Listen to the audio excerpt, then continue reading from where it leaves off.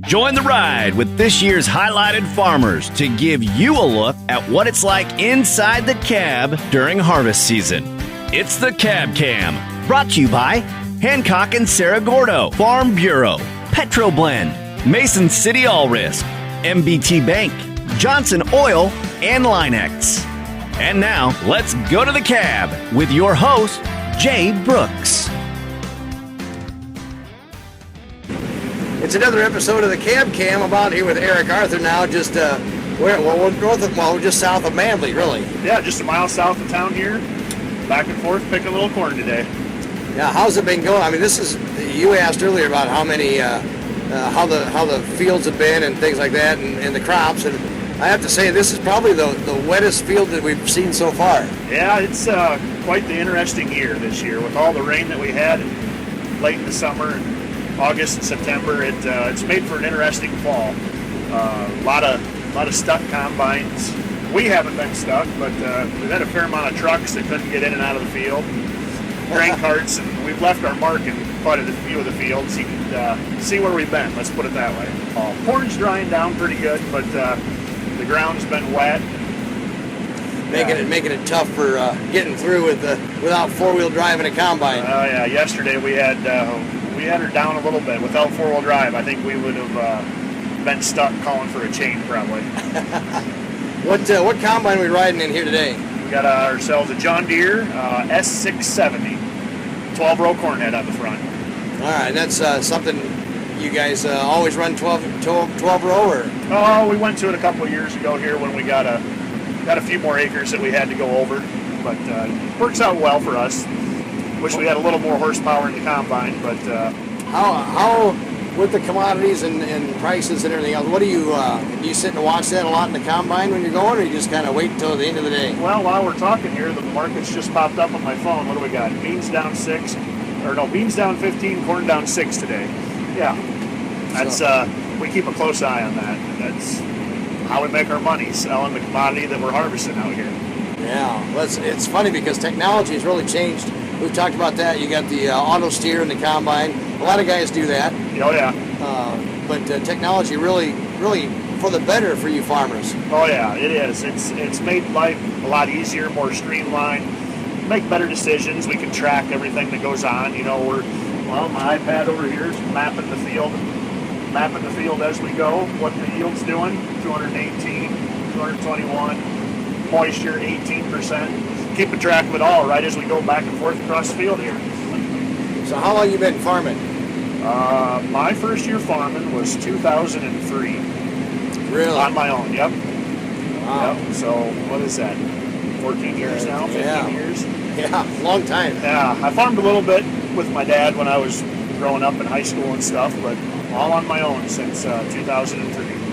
Married, got kids, wife help you out? Yeah. Mama, she's at home working with cattle today. We got about 80 cows of our own that we try to sell value-added cattle, show heifers and bulls and stuff like that. And we have our own production sale in January, and she kind of manages that whole thing. She's at home right now today, actually, working with heifers, washing them, clipping their hair, getting them looking pretty so we can hopefully get a premium for them. So what do you talk about at the end of the day when you come in from the field and she comes in from wrestling cattle? Well, we got 3 kids running around the house too, so there really ain't a lot of talking. Yeah. By the time all the kids are in bed and we're finally sitting down chilling out for the day, it's usually about bedtime, so off to bed we go. No rest for the wicked, I guess. Right, back at it again at 5 a.m. That's right. Yeah. So besides doing this, and also I know you're a member of the Farm Bureau, and how important is the Farm Bureau to agriculture and farmer side? As we go forward here, it gets more and more important all the time. There's less and less farms out in the countryside. People are getting further removed from the farms. Used to everybody had an uncle or a grandpa or somebody that farmed, and anymore there's just nobody. They're further away, so they are the people that consume the crops or the food that we grow out here. So it's Farm Bureau is a huge advocate in bridging that gap, I guess. They're able to kind of help deliver our message to the rest of the public out there, the rest of the world, as to why we do what we do and how we do it. So I think that, yeah, as we go forward, it gets more and more important all the time. How long have you been a member of the Farm Bureau? Let's see, 10 years, I think. Really? Almost 10 years, yeah. Yeah, and I got the joy of being there. I shouldn't say it like that. And now I have the privilege of being the president of the Cerro Gordo County Farm Bureau. So we got to live full force the whole Prestige debacle in Mason City, and kind of help advocate on behalf of agriculture in those regards. And, yeah, it's been an interesting time to be part of the Farm Bureau organization, no doubt. Do you think a lot of family farms, you don't see as many of those anymore, like you mentioned, kind of corporate farming is what it seems like, some farmers got, a lot of acres. Oh, you have to. You have to cover a lot of ground to spread out your risk. There is still family farms out there, but them family farms are a heck of a lot bigger than they used to be. Yeah. Now there's, like us, there's my dad, my brothers, we're all involved, and we each have our own ground, but we're kind of all lumped together. We're still a family farm, but we're also 3 separate individuals too that are trying to make their living out here. Share the equipment. Yep. Well, that kind of works out.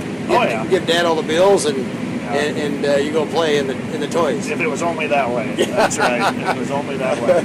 Well, Eric, I thank you for taking the time, letting us ride along in the combine, and you bet. And talk about agriculture and spread the word and let people know what it's like in the combine. So no problem. Thanks for coming out, Jay, and thanks for doing this. It's a big help to help educate the public and the people that don't get to come do this every day. See where their food comes from a little bit.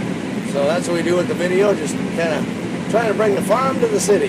There you go. Basically, it's kind of what we're doing, and if you get the opportunity to ride along, because all you do is see a lot of combines and wagons going up and down the road and up and down the rows of the fields, and it kind of gives you an insight behind the scenes type of what you could see or what the farmer sees. 4 weeks out of the fall. Oh, it's more than 4 weeks. Yeah. It's more than 4 weeks. We've been at it for almost 60 days harvesting now. Is that right? Yeah. Wow. So, well, again, thank you for letting us join in and ride the combine. That wraps up another episode of the Cab Cam.